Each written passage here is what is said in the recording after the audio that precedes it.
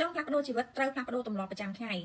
តើបងប្អូនទាំងអស់គ្នាមានអ្នកណាគេខ្លះដែលកំពុងតែសម័យចង់ឲ្យជីវិតរបស់ខ្លួនណាមានការផ្លាស់ប្ដូរល្អជាងមុនប្រសើរជាងមុនមានបានជាងមុនក៏ប៉ុន្តែសួរថាយើងបានផ្លាស់ប្ដូរទម្លាប់ប្រចាំថ្ងៃរបស់យើងហើយនៅឬមួយក៏យើងកំពុងតែធ្វើទម្លាប់ដដែលៗហើយដេកសម័យរំពឹងចង់បានលទ្ធផលថ្មីបងប្អូនទាំងអស់គ្នាត្រូវចាំថាចង់បានលទ្ធផលថ្មីយើងក៏ត្រូវផ្លាស់ប្ដូរធ្វើទម្លាប់ថ្មីដែរយើងអាចធ្វើសកម្មភាពដដែលៗហើយរំពឹងចង់បានលទ្ធផលថ្មីទេហើយអ្នកនឹងអត់មានថ្ងៃកែប្រែជីវិតខ្លួនឯងបានទេបើសិនជាអ្នកអត់ព្រមកែប្រែទម្លាប់ដែលអ្នកកំពុងតែធ្វើប្រចាំថ្ងៃហ្នឹងអាកំបាំងនៃភាពជោគជ័យគឺស្ថិតនៅលើទម្លាប់ប្រចាំថ្ងៃរបស់យើងនឹងឯងហើយការងារប្រចាំថ្ងៃរបស់យើងនឹងគឺជាអ្នកកំណត់ជោគវាសនាទៅថ្ងៃអនាគតរបស់យើងបើសិនជាបងប្អូនពិតជាចង់កែប្រែខ្លួនឯងមែនណានៅក្នុងថ្ងៃនេះអាចសន្យាជាមួយខ្ញុំរឿងមួយបានទេចំណាយពេល1ម៉ោងនៅជាមួយខ្លួនឯងនៅកន្លែងដែលស្ងប់ស្ងាត់ទាញសភៅមកក្បាលមកយកប៊ិចម្ដងមកហើយអង្គុយកត់ត្រាពីសកម្មភាពប្រចាំថ្ងៃរបស់ខ្លួនឯងតាំងពីពេលភ្ញាក់ពីគេងរហូតដល់ពេលយើងចូលគេងតើយើងបានចំណាយពេលធ្វើអីគេខ្លះមើលរឿងភាគលេងហ្គេមអូស TikTok អូស Facebook មើលtrend គេថ្មីឬមួយក៏មើលគេឆ្លោះគ្នាឬមួយក៏រឿងអីក៏ដោយបងប្អូនបានធ្វើនៅក្នុងថ្ងៃហ្នឹងហើយត្រូវស្មោះត្រង់ចំពោះខ្លួនឯងមិនថារឿងហ្នឹងមានប្រយោជន៍ឬមួយក៏អត់ប្រយោជន៍ឬមួយក៏ជារឿងស្អីក៏ដោយបងប្អូនត្រូវទៅសេចេញមកអស់មកសកម្មភាពនៅក្នុងមួយថ្ងៃពេញរបស់យើងហ្នឹងបន្ទាប់មកបងប្អូនត្រឡប់ទៅឆែកមើលថាតើបងប្អូនបានចំណាយពេលទៅលើរឿងអីច្រើនជាងគេអ្នកខ្លះគ្រាន់តែមើលរឿងភាគមួយថ្ងៃចំណាយពេល3-4ម៉ោងណា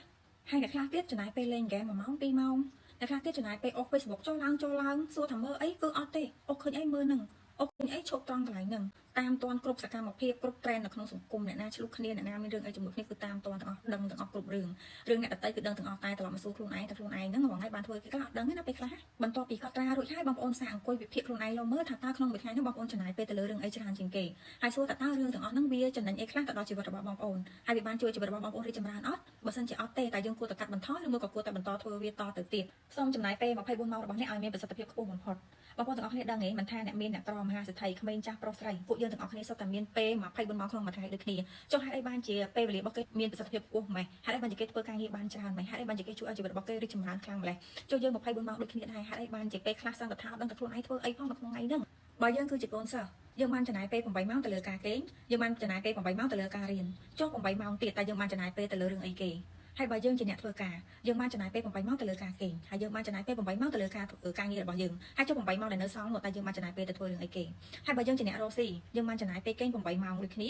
ក៏ប៉ុន្តែយើងមានពេលវេលា16ម៉ោងនៅក្នុងការរកស៊ីមុខរបររបស់យើងហ្នឹងណាក៏ប៉ុន្តែសួរថានៅក្នុងចន្លោះពេល16ម៉ោងហ្នឹងតើយើងបានរៀនអ្វីដែលថ្មីបានអភិវឌ្ឍអ្វីដែលថ្មីដើម្បីបណ្ដុះគំនិតឬមួយក៏ជួយឲ្យអាជីវកម្មការរកស៊ីរបស់យើងកាន់តែរីកចម្រើនជាងមុនដែរឬអត់ដូច្នេះបើសិនជាបងប្អូនពិតជាចង់ផ្លាស់ប្ដូរជីវិតខ្លួនឯងពិតមែនណាបងប្អូនត្រូវតែព្យាយាមផ្លាស់ប្ដូរទម្លាប់ចាស់ៗរបស់យើងចាស់ពីពេលនេះតទៅហើយអ្នកវិទ្យាសាស្ត្របានរកឃើញថាយើងអាចបង្កើតទម្លាប់ថ្មីមួយបានលុះត្រាតែយើងធ្វើវាឲ្យបានជាប់លាប់យ៉ាងទៀងទាត់រាល់ថ្ងៃរយៈពេល21ថ្ងៃឧទាហរណ៍ថាយើងចង់មានទម្លាប់នៅក្នុងការងើបពីព្រលឹមម៉ោង6ព្រឹកដំបូងបងប្អូនអាចនឹងដាក់នាឡិការ៉ូ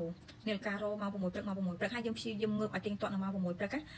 រយៈពេល21ថ្ងៃទោះបីជាបងប្អូនមិនដាក់នាឡិការ៉ូដល់ម៉ោងហ្នឹងគឺបងប្អូនដឹងខ្លួនអូតូមកហើយសូមបងប្អូនព្យាយាមកាត់ទម្លាប់ចាស់ៗដែលមិនបានជួយអីទៅដល់ជីវិតយើងឲ្យរីកចម្រើនណាហើយផ្លាស់ប្ដូរមកវិញជាមួយនឹងទម្លាប់ថ្មីៗដែលជួយឲ្យជីវិតរបស់យើងរីកចម្រើននិងមានការផ្លាស់ប្ដូរទៅតាមអ្វីដែលយើងប្រាថ្នាចង់បានយើងចង់ផ្លាស់ប្ដូរបែបណាយើងព្យាយាមកត់ត្រាទម្លាប់ថ្មីៗដែលយើងចង់ធ្វើហ្នឹងណាហើយព្យាយាមអនុវត្តវាឲ្យបានទៀងទាត់យ៉ាងតិច21ថ្ងៃបងប្អូននឹងទទួលបានទម្លាប់ថ្មីនៅក្នុងជីវិតរបស់បងប្អូនហើយអរគុណច្រើនវីដេអូនេះចែករំលែកដល់ក្តីស្រឡាញ់ពីនាងខ្ញុំ